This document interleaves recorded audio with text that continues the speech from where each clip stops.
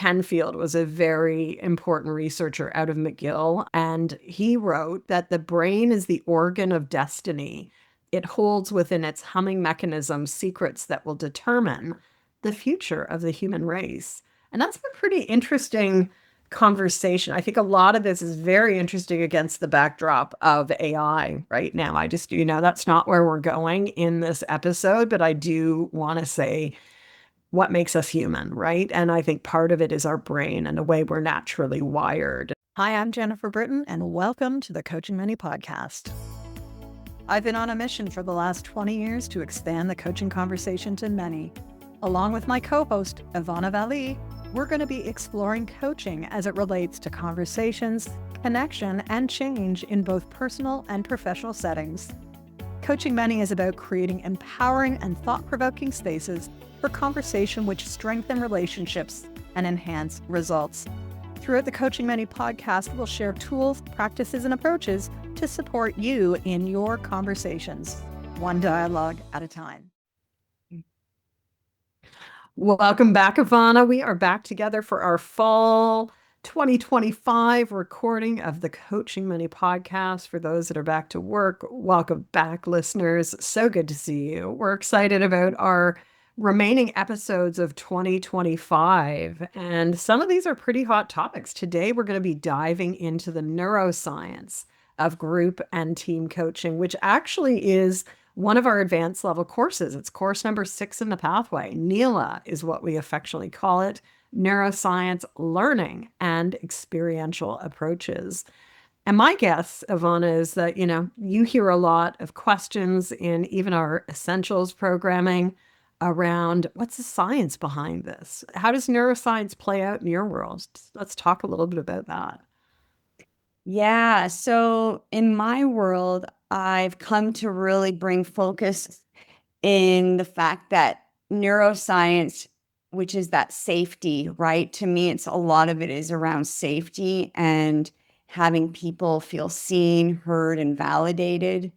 And so because the work that I do can be very vulnerable, whether it be people going through relationship transition, like those life quakes, as Bruce Feiler talks about, or they're moving to a country or learning a new language, they really can be activated from that conversation, those moments, memories, to really be able to move forward. A big part of neuroscience in my work is around creating that safety, that space, that container for people to be able to open up. And it's one thing to do it one-on-one.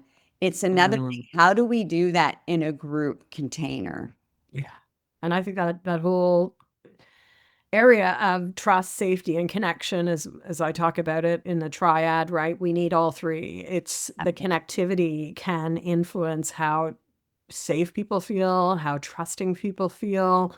It's interesting, as we were preparing for this, I thought, well, what would be a good neuroscience quote? So I headed to my Google, and up came Wilder Penfield. So for those that don't know me, I started my career in cognitive psych at McGill in the late 1980s. And Penfield was a very important researcher out of McGill. And he wrote that the brain is the organ of destiny. It holds within its humming mechanism secrets that will determine the future of the human race. And that's a pretty interesting conversation. I think a lot of this is very interesting against the backdrop of AI right now. That's not where we're going in this episode, but I do want to say what makes us human, right? And I think part of it is our brain and the way we're naturally wired. And so beyond the foundations of, the essentials in groups of having people really come together, feel connected, what else can we be doing to really help people work with their natural wiring, as we would say, as cognitive psychologists, and the way we naturally see the world, right? There's a whole physiological, there's a whole biological base to all of this. And I don't get a lot of time to talk about this, but this has been, the foundation of my work. I was trained as a scientist. And I think that's why I've really enjoyed, we do N-LEA, Neuroscience, Learning, and Experiential Approaches for group and team coaches. We run that program twice a year. usually sort of May, June, and then November, December. And people leave with a lot. I know you've gone through it. What was your takeaway or learning? Like, how did you deepen your understanding, which influences how you practice, right? It influences how you show up with your groups. Yeah. Yeah. Well, in that program, what I really appreciated was because we explored the neuroscience, but we also looked at learning and experiential education. And what was really fantastic in that program was we were allowed to choose a topic, a project that is relevant for us, or I'll make it first person, that was relevant for me. And being able to explore the layers of N-LEA, the neuroscience, learning, and experiential, and how those all come together. Mm-hmm. And so I think for me, a big part was how do I bridge that learning piece, that retention piece, right? Even as a core competency, we talk about like facilitating client growth. Growth happens between sessions, but in our conversations, in our intentionality of our design, how we're doing it, how are we actually supporting that learner, that participant, to be able to take what they've gleaned in group coaching conversation from one and actually bring that back to life, back beyond the screen or beyond the conversation circle. And there's a methodology that you talk about in the program around like that retention and how that drops. And I think what's really powerful about that is we don't go so forthright in group coaching essentials because, again, group coaching essentials is an essentials. But what I really appreciate is even everything that we do talk about in essentials, there is science behind it, whether it's explicitly talked about or not. And so going through the full pathway and getting to N-LEA has really supported me to actually know the why behind the why. Yeah. Right? Yeah. And it's got to be, like you said, it's got to be the spotlight on learning, how we learn, how we experience the world, what we retain, and then what we also put into impact, right? Because there's a whole science of motivation. There's a whole science of attention. Really, what are we even focusing on? And lots of different researchers spend their time looking at each one of these buckets. For me, as a practitioner, we've got to look at the whole landscape of from the time we meet a client to setting them up for success from a biological, physiological, neurological standpoint to the time that they wrap up, whether that's 6 weeks, 3 months, a year later, because we have a lot of things happening in the background individually and then collectively, because there is a science of collectivism as well. And again, in this episode, we're only able to sort of start pointing to these, but I hope that you're hearing some terms here, whether it's memorability, as Evana talked about, like what do we retain? What do we remember? Think about a conversation you had earlier this week. How clear is it? And what made it memorable? We are so inundated in today's world with everything from the time we roll out of bed to the time we go to bed at night, that what is standing out? And that's part of, it's actually part of the work that we need to do. So how are you making that learning stick? And I would say, whether it's corporate engagements, whether it's public programs, one of the big issues coaches are finding right now in 2025 is a sticky factor. And that's what we did a workshop on in February. I know you were there. I was leading it from Barbados. How do you create these really memorable, impactful programs? And I actually just last week heard from someone who was in that workshop and said, I'm still using this stuff. And so again, science doesn't have to be the theory. We always have to bridge the theory with the practice, because the world our clients are operating in is moving so fast. It's great to know it, but what does this look like in real life? And if I may, even we have an episode on this as I just kind of pause what you're saying, because you're touching on motivation and memorability and learning, and even pausing that trust, safety, and connection. I just want to highlight a couple episodes that you can go back to and listen to if you want to learn more, which is that episode 3 on trust, safety, and connection. Like that is the foundation of what we're talking about, which really does connect beautifully to the neuroscience, right? Which you've It said comes from. Yep. comes from. And then also another layer, which is part of that trust, safety, and connection. I went into the safety, and to me, as I was saying that, and as you responded to me, yeah, like it's those 6 layers of connection. Episode 12, like part of that safety happens between the coach and the participant, even before that group comes together. Yeah. Right. And at the same time, it doesn't stop with safety with you as the coach and with participant one-on-one. It actually, how do you bring that into the group conversation? How do you create as a group? And Yes. there is the neuroscience behind that. And there is the, like you said, that sticky factor. How are we? You've said this so many times, and I keep hearing in the back of my mind, how do I make this conversation different than all the other conversations of the day? You know, I think that's where this program, N-LEA, but more generally neuroscience, because there's a lot of people talking about neuroscience. You've done a Absolutely. good job in bringing the layers of it. Yeah. Because again, different from training and facilitation, we're here to allow those deeper water conversations. Yeah. Yeah. The word that's coming up is the transformation, right? It is the science of transformation. What actually makes change happen? And as I've been working on the coaching and change book now for goodness, like a little longer than I would have liked, a couple of years almost now, but it is really about the science of change and how do you affect sustainable change? And that's what we're really seeing on multiple layers in the world right now, right? It's interesting, like what is sticking, what is not sticking, what happens when the change has happened, yet there's regression. So again, there's a whole biological, neurological basis to all of this. And I'm just going to, one of the things that I love about N-LEA is every coach gets to do a capstone project. And over the last few years, we've had so many great different topics, from dopamine to motivation to equine assisted, work. Just again, like even the mindfulness. Mindfulness. I was just going to say mindfulness, resilience, and the science behind this.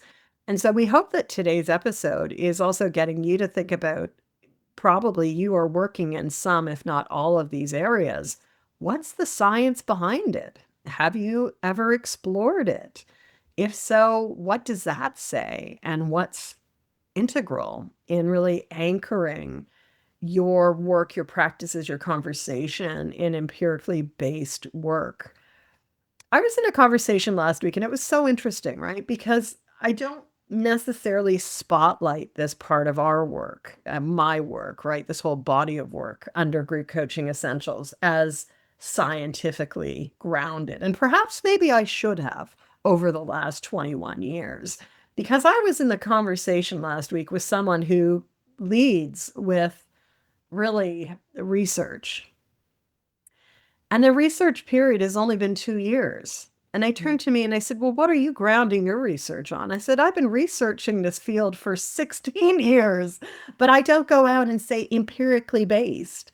Because I really do believe that in this moment in time, especially, theory is critical, absolutely, but so is the practice. In a world of change, we have to make sure that we're not getting stuck on validating something that happened 5 years ago when the context is so different today. And so I again, it's interesting when you look back on things to think, oh, maybe I should have framed that differently. But I'm glad that you even reinforced it in this episode. Our work has always been empirically based because I was trained as a scientist. It's like systemic work because I was trained under, sort of the days of Peter Senge. Systemic is core to our work at Potentials Realized. Neuroscience is core to our work.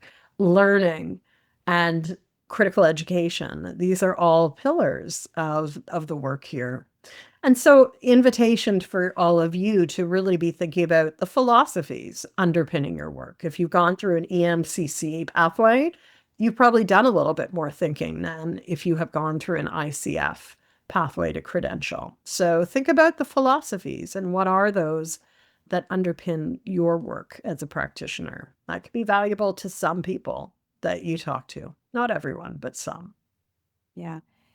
I think it's really important. And if I look at my work and the evolution of my work, is I think that speaks to the essence of it. As you like change, but evolve. How are we evolving? How are we as human beings evolving in time of change? How are we evolving as coaches, as leaders, for that matter?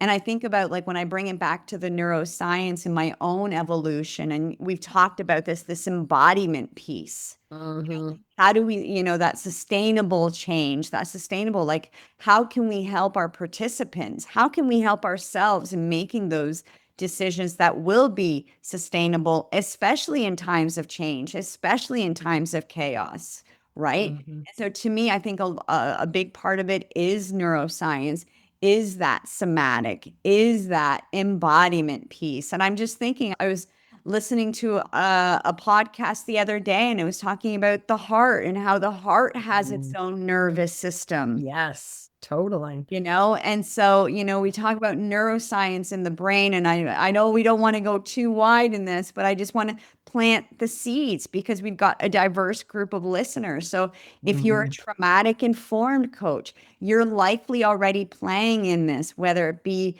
in how you're supporting people in the nervous system, bottom up versus top down, in terms of helping people feel that calm, that safe, so they can be present. Yeah. So they can be listening to what is best for them, so they can take those steps.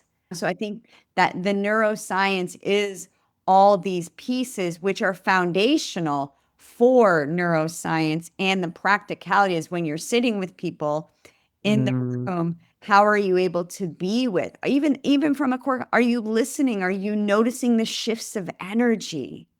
Like, this is really part of the neuroscience in what I'm talking about, what I think about. Are we noticing? Are we listening? Are we asking? Are we leaning in so people can go, oh. Yeah. And noticing the natural patterns, right? Something that I'm very aware of in my work as a group coach. And I think I mentioned this before, is synchrony, right? I was a synchronized swimmer. That was what I did most people don't know that. You don't know that. But I was a synchronized swimmer, and we like competed in the local area, in the 1980s. We were a very, very good team. And the women that I did synchro with, I actually saw someone about a year ago at an event. And after just such a good visit with her, I sort of reflected, I wonder why it was such a good visit, because we hadn't seen each other for like 30 years. And I think part of it was the synchronization, right? Synchrony plays out in groups. And you will see it in teams, right? In extreme teams, synchrony happens all the time. And I think we underestimate the impact of that. So synchrony is simply, we start to sync literally on multiple levels, mentally, cognitively, emotionally. And I think sometimes we underestimate the impact of that. So it is related to things like positive flow, but it also can be related to social contagion, which is a term that psychologists use to really talk about the influence of one person on the other. As one of my psych professors used to say, it's like the bad apple will spoil a batch. And if you think about the waves of how groups, especially in teams, we see this in teams, of course, but just, the social wave that we can see, which has such power, but also power on both ends. So with that, I hope that out of today's episode, as you've been listening, you've had your curiosity piqued. We'd love to see you in our next offerings of neuroscience, learning, and experiential approaches for group and team coaches, because we really dig into group and team coaching specifically. And as Evana said, it's not just the neuroscience, but it's the learning. It's the psychology and the science of learning. It's the science of experiential approaches, which not a lot of people talk about.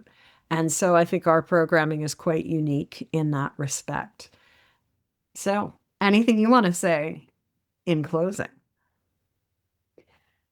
I would invite you to take an inventory of what you're already doing as it relates to neuroscience, even explore that a little bit, and what could be the stretch for you.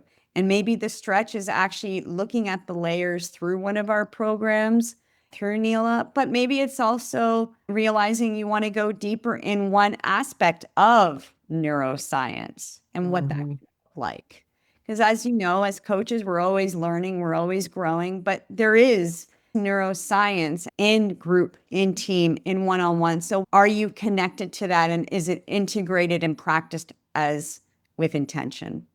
Yeah. Well, everyone, enjoy. I think it's interesting that I was able to start this episode off with Penfield. It actually what that brings back for me to sort of close the loop, because there's always an open loop.